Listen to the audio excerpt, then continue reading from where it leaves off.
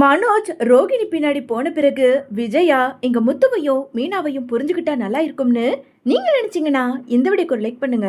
வாங்க வீடியோக்குள்ள போலாம். விஜயாவை ஸ்ருதியும் ரவியும் வீட்டுல விட்டுட்டு ரெஸ்டாரண்ட்டுக்கு கிளம்ப, அதே நேரம் விஜயா உக்காந்துக்கிட்டு இருக்க அங்க வந்த சுதா இருந்துகிட்டு, சமந்தி நாங்க கொஞ்சம் வெளியே போக வேண்டிய வேலை இருக்கு, கொஞ்சம் வீட்டை பாத்துக்கங்க, நாங்க கிளம்புறோம் அப்படின்னு சொல்லிட்டு சுதா கிளம்பிக்கிட்டு இருக்க இதை பார்த்துக்கிட்டு இருந்த ஸ்ருதியோட அப்பா இருந்துகிட்டு, சுதா என்ன உனக்கு என்ன பைத்தியம் பிடிச்சிருக்கா? நம்மளோட ரூம்ல பூட்டை பூட்டாம நீ பாட்டுக்குன்னு கிளம்பிக்கிட்டே இருக்க, உள்ள எவ்வளவு பணம் நகை இருக்குன்னு உனக்கு தெரியாதா? போய் முதல்ல அந்த ரூம் கதவை பூட்டிட்டு வா அப்படின்னு சொல்லிட்டு ஸ்ருதியோட அப்பா சொல்ல, உடனே எங்க விஜயாவுக்கு ரொம்ப அதிர்ச்சியா இருக்கு. என்ன இது, நாம தான் வீட்டில் இருக்கோம்ல, அப்படியா பணத்துங்களை கொள்ளடிச்சுட்டு போயிட போறோம்? என்னமோ நம்ம மேல நம்பிக்கை இல்லாத மாதிரி இந்த ரூமை போட்டுன்னு அவர் என்னமோ இவ்வளவு அதிகாரமா பேசிக்கிட்டு இருக்காரு. இந்த பொம்பளையும் கொஞ்சம் கூட மனசாட்சியே இல்லாம போய் ரூமை வேற பூட்டிக்கிட்டு கிளம்புது. இல்ல இதெல்லாம் சரிப்பட்டு வராது அப்படின்னு சொல்லிட்டு இங்க விஜயா மனசுக்குள்ளே யோசிச்சுக்கிட்டு புழுங்கிட்டு இருக்க, அது நேரம் இங்க சுதாவுமே போய் அந்த ரூம் கதவையும் பூட்டிட்டு, சம்மந்தி வீட்டுல பத்திரமா இருங்க, நாங்க போயிட்டு வரோம், கொஞ்சம் வீட்டை பாத்துக்கங்க அப்படின்னு சொல்லிட்டு ரெண்டு பேருமே கிளம்பி போக, இதை பார்த்துக்கிட்டு பொறுத்துக்கிட்டு தாங்க முடியாத விஜயாவோ உடனே அங்க பார்வதிக்கு போன் பண்றாங்க. பார்வதிக்கு போன் பண்ண விஜயாவோ நடந்த எல்லாத்தையும் ஒண்ணு விடாம சொல்ல, இங்க பாரு பார்வதி, என்னால இந்த வீட்டுல ஒரு நிமிஷம் கூட இருக்க முடியாது. என்னமோ அந்த ஸ்ருதியோட அம்மாவும் அப்பாவும் நான் என்னமோ இந்த வீட்டுல இருக்க பணத்தையும் நகையையும் திருடிக்கிட்டு சுருட்டிக்கிட்டு போகிற மாதிரியல ஏன் முன்னாடியே அந்த ரூம் கதவை பூட்டிக்கிட்டு கிளம்பி போறாங்க. எனக்கு இதெல்லாம் நினைச்சு பார்த்தாலே ரொம்ப அசிங்கமா இருக்கு பார்வதி.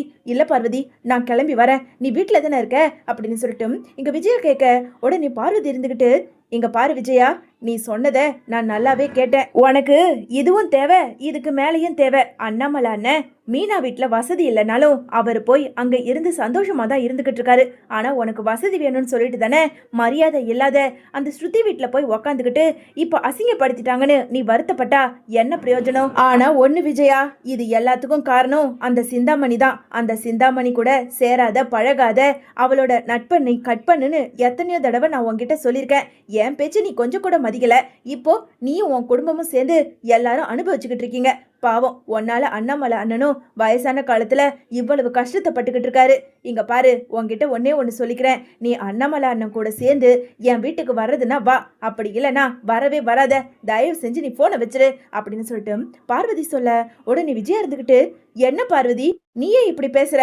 ஆமா விஜயா, நீ என்ன தப்பா எடுத்துக்கிட்டாலும் பரவாயில்ல, நீ அண்ணாமலை அண்ணன் கூட வந்தா மட்டும் உன்னை நான் வீட்டுக்குள்ள விடுவேன். அப்படி இல்லையா, உனக்கு என் வீட்டுக்கு வர விருப்பம் இல்லைனாலும் நீ அண்ணாமலை அண்ணன் கூடயே சேர்ந்து மீனா வீட்டுக்கு போய் அங்க இருக்க பழகு, புரிஞ்சுதா?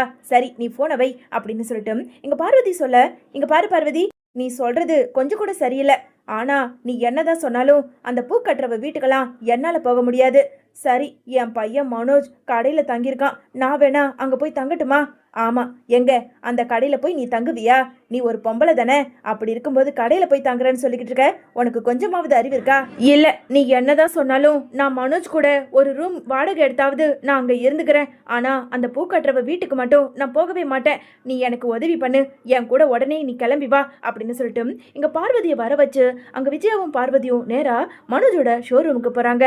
ஷோரூமுக்கு போன இங்க விஜயாவை பார்த்ததும் அங்க சந்தோஷம் இருந்துகிட்டு, வாங்க வாங்க அப்படின்னு சொல்லிட்டு பதட்டத்தோட கூப்பிட, டேய் எங்கடா என் புள்ள மனோஜ், மனோஜ் எங்க மனோஜ் இருக்க, சீக்கிரமா வா அப்படின்னு சொல்லிட்டு விஜயா குரல் கொடுக்க, அங்க இருந்த ஜீவா இருந்துகிட்டு, இல்லையே, அவரு ரோகிணி மேடம் கூப்பிட்டாங்கன்னு சொல்லி அவங்க வீட்டுக்கே போய் ஸ்டே பண்றதுக்காக போயிட்டாரு அப்படின்னு சொல்லிட்டு ஜீவா சொன்னதை கேட்டதும் இங்க விஜயாவுக்கு ரொம்ப அதிர்ச்சியா இருக்கு.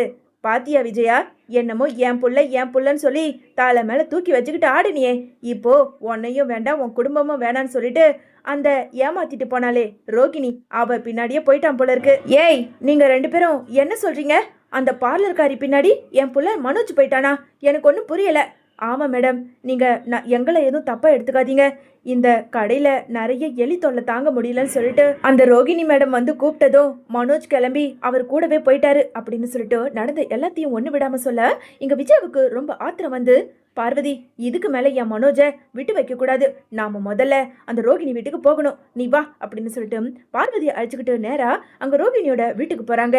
ஒரு வழியாக வீட்டை கண்டுபிடிச்சு அங்கே வாசலுக்கு போய் நின்ன விஜயாவோ, ஏய் மனோஜ் எங்க இருக்க, வெளியே வா அப்படின்னு சொல்லிட்டு குரல் கொடுக்க உடனே தூங்கிட்டு இருந்த மனோஜோ இங்க விஜயாவோட சத்தம் கேட்டு வெளியே வேக வேகமா வர உடனே இங்க ரோகிணி இருந்துகிட்டு, மனோஜ் நீங்க நல்லா தானே தூங்கிட்டு இருந்தீங்க, போய் நீங்க நல்லா ரெஸ்ட் எடுங்க, நான் பாத்துக்கிறேன் யாருன்னு சொல்லிட்டு அப்படின்னு சொல்லிட்டு குரல் கொடுத்துக்கிட்டு இருக்க.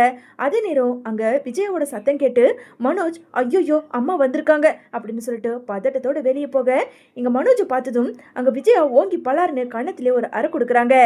எதுக்காகடா இவ பின்னாடி நீ வந்த அப்படின்னு சொல்லிட்டு ரொம்ப கோபத்தோட விஜயா கேட்க, அது வந்துமா ஷோரூம்ல நிறைய எலி தொல்லை தாங்க முடியல, அதனால ரோகிணி வந்து என்னை கூப்பிட்டா, அதனால தான் வந்தேன். இங்க நல்லா தூக்கம் வருதுமா, நீங்களும் வேணா உள்ள வாங்க, ஏசி எல்லாம் போட்டு வச்சிருக்கா அப்படின்னு சொல்லிட்டு இங்க மனோஜ் கொஞ்சம் கூட வெக்கமே இல்லாம விஜயா கிட்ட சொல்ல, டேய் மனோஜ் ஒழுங்கு மரியாதையா இப்ப என் கூட வரப்போறியா இல்லையா, வெக்கமே இல்லாம என்னமோ ஏசி போட்டிருக்கான்னு சொல்ற, உன்னோட வாழ்க்கையவே இப்ப 1க்கு 2 ஆக்கி வச்சிருக்கா, என்னமோ இவ பின்னாடி வந்திருக்க, அதுவும் என்கிட்ட சொல்லாம கூட அப்படின்னு சொல்லிட்டு இங்க விஜயா சொல்ல உடனே அங்க ரோகிணி இருந்துகிட்டு, ஆண்டி இங்க பாருங்க, நீங்க என்னதான் சொன்னாலும் மனோஜ் என்னோட புருஷன், அப்படி இருக்கும்போது நான் கூப்பிட்டதுனாலதான் அவன் இங்க வந்திருக்கான், தேவையில்லாம வார்த்தைகளை விட்டுக்கிட்டு இருக்காதீங்க, முடிஞ்சா உங்களால இங்க இருங்க, அப்படி இல்லைன்னா கிளம்புங்க, மனோஜ் எல்லாம் என்கிட்ட இருந்து பிரிக்கிற வேலை வச்சுக்காதீங்க அப்படின்னு சொல்லிட்டு ரோகிணி சொல்ல, ஆமா சரிம்மா நான் உன் கூட வரனே வச்சுக்கோ, இப்போ நாம 2 பேரும் எங்க போக முடியும், இங்க பாருடா, நாம வேணா ஒரு ஹோட்டலை வாடகைக்கு எடுப்போம், அங்க போய் இருப்போம்.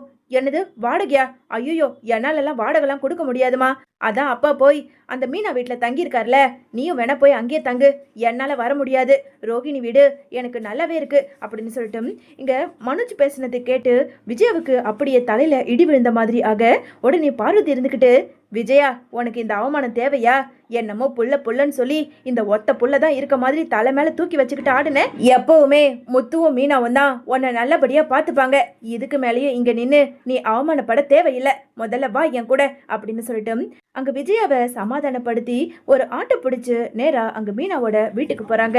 வீட்டு வாசலுக்கு பார்வதியும் விஜயாவும் வந்திருக்கிறத பார்த்ததும் ரொம்ப வருத்தத்தோட நின்னுக்கிட்டு இருந்த விஜயாவை அங்க சந்திரா இருந்துகிட்டு, சமந்தி வாங்க சமந்தி, ஏ மீனா அங்க பாரு உங்க மாமியார் வந்திருக்காங்க அப்படின்னு சொல்லிட்டு குரல் கொடுக்க மீனா அவசர அவசரமா வெளியே வந்து பார்க்க அங்க அழுத கண்களோட விஜயா பேக்கை கையில பிடிச்சுக்கிட்டு நின்னுக்கிட்டு இருக்கிறத பார்த்ததும், அத்தை வாங்க அத்தை, எதுக்காக வாசல் வரைக்கும் நின்றுட்டு அங்கேயே நின்றுக்கிட்டு இருக்கீங்க, வாங்க அப்படின்னு சொல்லிட்டு பதட்டத்தோட உள்ள கூப்பிட்டு உட்கார வச்சு இங்க தண்ணி எடுத்து கொடுத்து அங்க விஜயாவை ஆறுதல் படுத்த உடனே இங்க பார்வதி இருந்துகிட்டு, இப்பயாவது உனக்கு மீனாவை பத்தி புரிஞ்சுக்க, கொஞ்ச நேரத்துக்கு முன்னாடி அந்த மனோஜை பார்க்கணும்னு சொல்லிட்டு ரோகிணி வீட்டுக்கு போனியே, அங்க கிடைச்ச மரியாதைக்கும் இங்க கிடைக்கிற மரியாதைக்கும் இப்பவாவது நீயே யோசிப்பாரு அப்படின்னு சொல்லிட்டு விஜயா சொன்ன எல்லாத்தையும் அங்க ஒண்ணு விடாம அண்ணாமலை சந்திரா மீனா முத்துன்னு எல்லாத்தையும் சொல்ல இதை கேட்டதும் இங்க மீனாவுக்கு ரொம்ப அதிர்ச்சியா இருக்கு.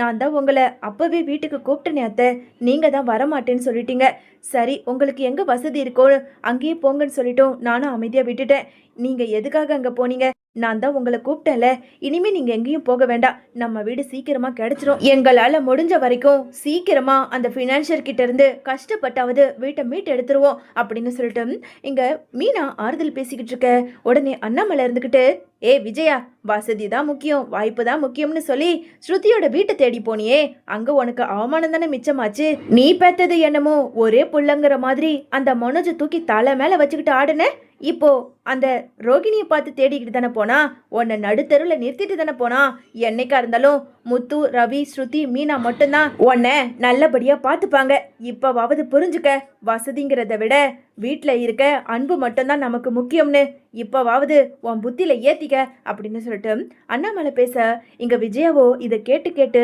அப்படியே அங்க ஒரு பக்கம் மனோஜை நினைச்சு கதறி அழ ஆரம்பிக்கிறாங்க. இதை பார்த்துக்கிட்டு இருந்த முத்துவோ மீனாவோ கிட்ட போய் இங்க விஜயாவோட கண்ணை தொடச்சு, நீங்க எதுக்கும் கவலைப்படாதீங்கம்மா, எப்பவும் உங்க கூட நாங்க இருக்கோம் அப்படின்னு சொல்லிட்டு ஆறுதல் சொல்ல இங்க மீனாவோட கையை பிடிச்சுக்கிட்டு இங்க விஜயா, நான் உன்னை எவ்வளவோ கஷ்டப்படுத்தியிருக்கேன், சொல்லப்போனா வீட்டு வேலைக்காரி மாதிரி உன்னை கேவலமாலாம் நடத்தியிருக்கேன், ஆனா கடைசியில என்னைக்கா இருந்தாலும் நீதான் என்னோட மருமகன் சொல்லி நிரூபிச்சிட்டமா, என்ன மன்னிச்சிடு மீனா, என்னைக்கா இருந்தாலும் வசதி முக்கியம் கிடையாது, அன்பு மட்டும்தான் முக்கியம்னு இப்பதான் நான் புரிஞ்சுக்கிட்டேன், இனி உன்னை நான் தப்பா பேசவே மாட்டேன், என்னைக்கா இருந்தாலும் நீதான் என் மருமக அப்படின்னு சொல்லிட்டு இங்க விஜயா ரொம்ப அன்போட மீனா கிட்ட மன்னிப்பு கேட்டுக்கிட்டு இருக்க.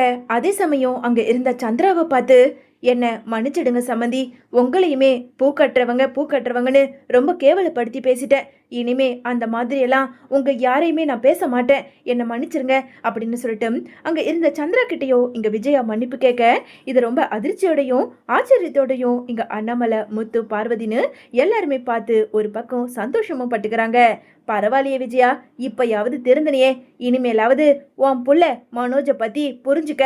முத்து தான் என்னைக்குமே நம்மளோட கடைசி காலம் வரைக்கும் வருவாங்க அப்படின்னு சொல்லிட்டு முத்து மீனாவோட அருமையை இங்க விஜயாவுக்குமே புரிய வைக்கிறாரு அண்ணாமலை.